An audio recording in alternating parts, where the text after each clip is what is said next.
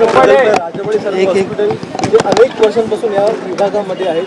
आता त्याचं आणखी मोठ्या प्रकारे दुसरं एक हॉस्पिटल तयार होते. काय सांगाल आपण? पूर्व उपनगरातली आणि मुंबईतली सुद्धा आवश्यकता पाहता रुग्णांना रुग्णालयापर्यंत येण्याची गरजच पडू नये, पण तरी रुग्णालयाची व्यवस्था चूक असली पाहिजे. मुंबईकर नागरिकांची ती गरज आहे. म्हणून पूर्व उपनगरामध्ये असलेले राजावाडी हॉस्पिटल आता 1000 बेडचं जवळजवळ 550 कोटी रुपये खर्च करून 13च्या वर ऑपरेशन थिएटर्स, 1000च्या वर बेड्स आणि अद्ययावत सगळी तंत्रज्ञानाची व्यवस्था या आधारावर त्याचं भूमिपूजन झालं. येत्या 5 वर्षामध्ये ते काम पूर्ण होईल. या ठिकाणी सांगायला आनंद होतोय की मुंबई महानगरपालिकेच्या आरोग्य विभागातील सर्व रुग्णांसाठीच्या व्यवस्था यापुढे तंत्रज्ञानाच्या आधारावर चॅटबॉटवर आणून सुद्धा रुग्णांना त्या ठिकाणी पारदर्शकतेने सगळ्या सुविधा मिळणं या कामाला आजपासून सुरुवात केलेली आहे.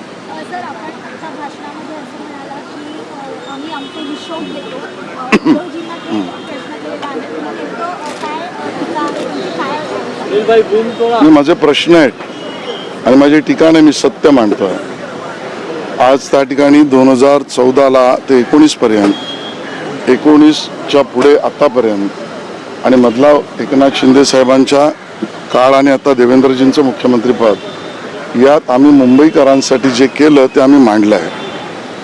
आज भगवती इस्पितळ पुरं करण्याची भूमिका भारतीय जनता पक्षाची, गोरेगावला प्राण्यांचं इस्पितळ उभं करण्यासाठीचा पालकमंत्री म्हणून मी केलेला प्रयोग, मालाडला खाजगी संस्थेबरोबर आमचे मंगलप्रभात लोढा यांनी सुरू केलेल्या रुग्णालयाची व्यवस्था, वांद्र्यात भाभा हॉस्पिटलची नवीन विंग पूर्ण करणं, बांद्र्यात कॅन्सर हॉस्पिटलाचं काम सुरुवात करणं, कॅन्सर हॉस्पिटलबरोबर नर्सिंग कॉलेज सुरू करणं, गोवंडीला नवीन मेडिकल कॉलेज आणि हॉस्पिटल करणं, पार्क साईडमध्ये कॅन्सर हॉस्पिटल उभं करणं, राजावाडीला इथे भूमिपूजन करून त्या कामाला सुरुवात करणं, काल अगरवाल हॉस्पिटल मुरुडला त्याचं लोकार्पण केलं.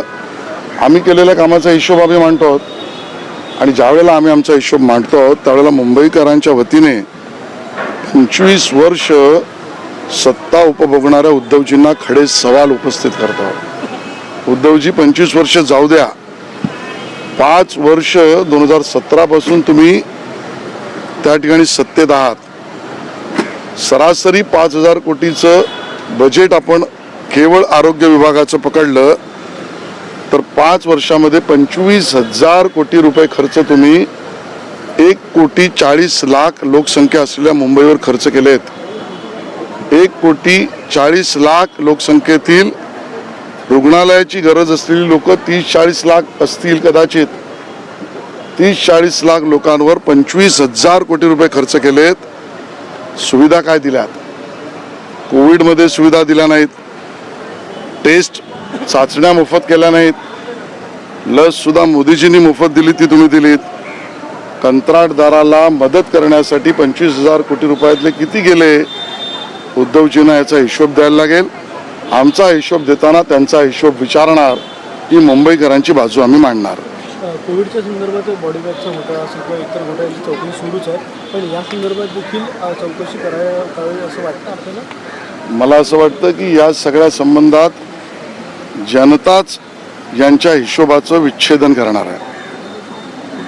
या सगळ्या प्रकरणामध्ये कोविडमध्ये स्टाफ हवा होता, त्यातही आपल्या बगलबच्च्यांना काम, टेंट उभे करायचे होते त्यातही बगलबच्च्यांना काम, क्वारंटाईन सेंटर उभी करायची होती त्यातही भ्रष्टाचार, कोविडच्या बॉडी बॅगमध्ये भ्रष्टाचार, भ्रष्टाचारयुक्त कार्यपद्धतीचे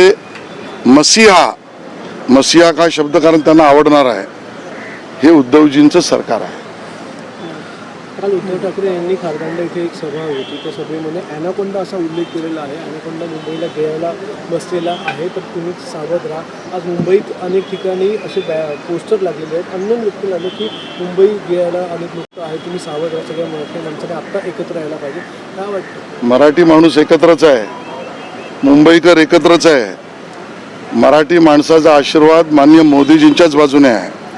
मराठी माणसाचा आशीर्वाद देवेंद्रजी, एकनाथजी, अजितदादा पवार यांच्याच बाजूने आहे.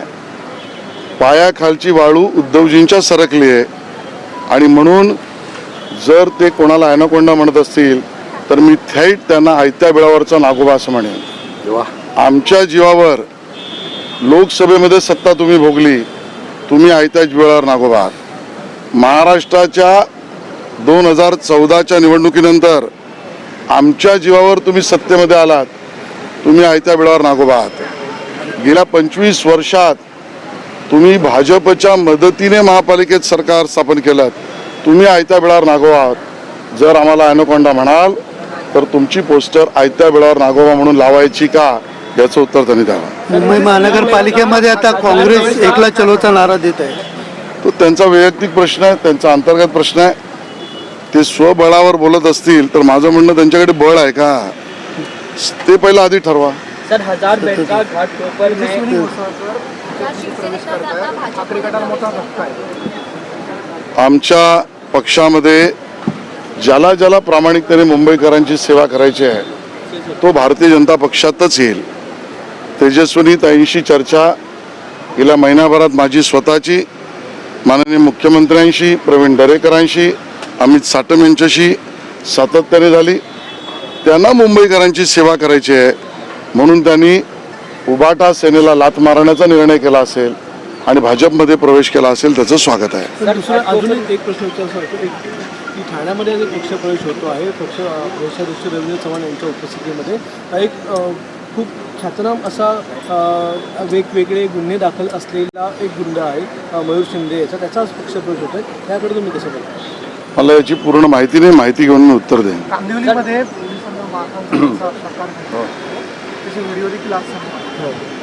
मला याची पूर्ण माहीत नाही, पण पोलीस आपले रक्षक आहेत. पोलीस यंत्रणा आणि कायदा सुव्यवस्था हे पाळणं हे प्रत्येक नागरिकाचं कर्तव्य आहे आणि अशा पद्धतीने जर प्रकार घडला असेल, पोलिसांवर कोणी हात उचलला असेल तर ते हात रोखले जातील, हात दंडित केले जातील आणि त्या हातांना शिक्षा पण होईल. सर घाटकोपर में 4 साल के अथक प्रयास के बाद आज शिलान्यास जो है वो हुआ है. किस तरीके से देखते हैं इस अस्पताल के बनने के बाद स्थानीय लोगों को कितने फायदा मिलेगा? पूर्व उपनगर में रहने वाले हमारे मुंबईकर नागरिकों की ये मांग भी थी. जहाँ पर राजावाड़ी हॉस्पिटल आज भी है, उसके बाजू वाले बगल वाले प्लॉट में सब मिलाकर 1000 बेड का नया हॉस्पिटल ये हम बना रहे हैं. महानगर पालिका इसको बना रही है. 5 साल में 1000 बेड, 13 से ज़्यादा ऑपरेशन थिएटर, अद्ययावत व्यवस्था, और आज यहाँ पर घोषित करते हुए आनंद हो रहा है. टेक्नोलॉजी का उपयोग करके पारदर्शिता लाने के लिए चैटबोट पर आधारित आरोग्य व्यवस्था की शुरुआत, इसका भी ऐलान और घोषणा हम कर रहे हैं. गए 2014 से 19 में और बाद में एकनाथ शिंदे जी और फिर देवेंद्र फडणवीस जी के नेतृत्व में जो हमने मुंबई वासियों को सेवा की, उसका हिसाब हम दे रहे हैं. बोरवले में भगवती अस्पताल पूरा कर रहे हैं, भारतीय जनता पार्टी कर रही है. मलाड में लोढ़ा जी के मदद से एक हॉस्पिटल खड़ा हो रहा है, वो भारतीय जनता पार्टी के प्रयास से हो रहा है. गोरेगांव में पालक मंत्री इस नाते वेटरनरी हॉस्पिटल हम खड़ा कर रहे हैं. बांद्रा में भाभा हॉस्पिटल नया बनाया, कैंसर हॉस्पिटल की शुरुआत की, नर्सिंग कॉलेज शुरू किया. यहाँ पर गोवंडी में नया मेडिकल कॉलेज और medical hospital, Vikhroli park side में कैंसर हॉस्पिटल, आज राजावाड़ी हॉस्पिटल. ये हमने किया हुआ काम का हिसाब हम दे रहे हैं और इसके लिए उद्धव जी से सवाल है. 5 साल का हिसाब आपको देना पड़ेगा. 5 साल में एवरेजली सालाना 5000 करोड़ का खर्चा हेल्थ बजट पर है. 5 साल का 25,000 करोड़ का खर्चा 1,40,00,000 की आबादी वाले मुंबई शहर पे कैसे खर्चा हुआ?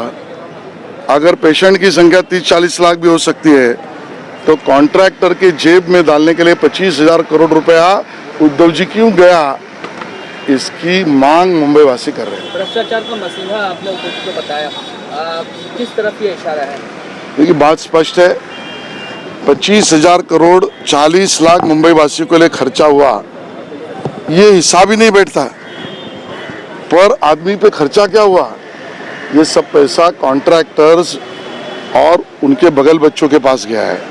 कोविड के समय क्वारंटाइन सेंटर खड़ा करने के समय उद्धव जी के बगल बच्चे थे, वहाँ पर व्यवस्थाओं में स्टाफ प्रोवाइड करना था कोविड में, उसमें भी उद्धव जी के पार्टी के नजदीक के बगल बच्चे थे। वहीं पर हमने देखा बॉडी बैग, उसमें भी भ्रष्टाचार हुआ है। मुंबई वासियों की जान पर खेलकर भ्रष्टाचार के मसीहा के रूप में उद्धव जी का दल अब मुंबई वासियों के सामने आया है। बीजेपी को पार्टी विद डिफरेंस कहा जाता है, कार्यकर्ताओं को मौका देने वाली पार्टी कहा जाता है। नितिन नवीन को जो है कार्यकारी राष्ट्रीय अध्यक्ष बनाया गया है। इतिहास है कि सबसे कम उम्र में युवा नेता को मौका दिया गया है। क्या कहना है? यही आनंद का विषय हमारे लिए। भारतीय जनता पार्टी ये परिवारवादी पार्टी नहीं। भारतीय जनता पार्टी अपने बगल बच्चों को प्रस्थापित करने के लिए निर्माण की वाली पार्टी नहीं। भारतीय जनता पार्टी विचारधारा की पार्टी है। भारतीय जनता पार्टी ये परम पूज्य भारत रत्न डॉक्टर बाबा साहेब आम्बेडकर जी के निर्माण किए हुए संविधान पर चलने वाली पार्टी है। भारतीय जनता पार्टी डेमोक्रेटिक लोकशाही पार्टी है और इसके लिए हर क्षमतावान कार्यकर्ता को मौका, ये उसकी क्षमता के आधार पर, परिवार के आधार पर नहीं, बैग उठाने के आधार पर नहीं, ये मिलता है। और युवाओं को संधि देने वाली पार्टी भारतीय जनता पार्टी है। हमारे माननीय नितिन नवीन जी ये 45 उम्र के युवा बट क्षमतावान और अनुभव संपन्न, 5 बार विधायक, 2 बार मंत्री, 4 राज्यों के प्रभारी, चुनाव के रणनीति के माहिर, संघ विचारों के अधिष्ठाता, प्रामाणिक कार्यकर्ता का परिचय ये रखने वाले नितिन नवीन जी हमारे कार्यकारी अध्यक्ष हुए। उनके कार्यकाल में भारतीय जनता पार्टी माननीय नरेंद्र मोदी जी के नेतृत्व में, माननीय अमित शाह जी के नेतृत्व में, माननीय नड्डा जी के मार्गदर्शन पर और आगे की मार्गक्रमणा करेगी। उनको बहुत सारी एक शुभकामनाएं। अंतिम सवाल सर, हिंदी में कांग्रेस ने वोट चोरी और एसआईआर को लेकर कल रैली निकाली, लेकिन रैली में प्रधानमंत्री नरेंद्र मोदी को लेकर आपत्तिजनक जो बयानबाजी की गई, उनको मारने जैसे लेकर नारेबाजी की गई। आप किस तरीके से देखते हैं इस चीज़ को? विचारों की लड़ाई विचारों से लड़ने वाले हम लोग हैं। विचारों को और विचारधारा को और जनसेवा को समाप्त करने की जब ना ताकत होती है, तब इस प्रकार से किसी के ऊपर ओछे तरीके का आरोप करके लांछन लगाने की बात सामने आती है। कांग्रेस की निंदा करते हैं हम और इस ओछी राजनीति का जवाब जनता देगी, इतना ही मैं कह सकता हूँ। सर, एक शेवटचा प्रश्न. काल एकनाथ शिंदे यांनी विधानपरिषद विसर्जनाच्या भाषणामध्ये असं म्हटलं की मुंबईचे रहमान डकेत कोण आहेत? काय वाटतं आपल्याला मुंबईचे रहमान डकेत कोण आहे? भाई मुंबईचा धुरंधर महायुती आहे। माननीय देवेंद्रजी, माननीय एकनाथजी, माननीय अजितदादा पवार हे महाराष्ट्र आणि मुंबईचे धुरंधर आहेत आणि म्हणून मुंबईचे डकेत, फकेत, चुकेत कोण आहेत हे जनतेला माहिती आहे। त्यांचा ॲड्रेस वांद्रे पूर्वच्या दिशेने आहे।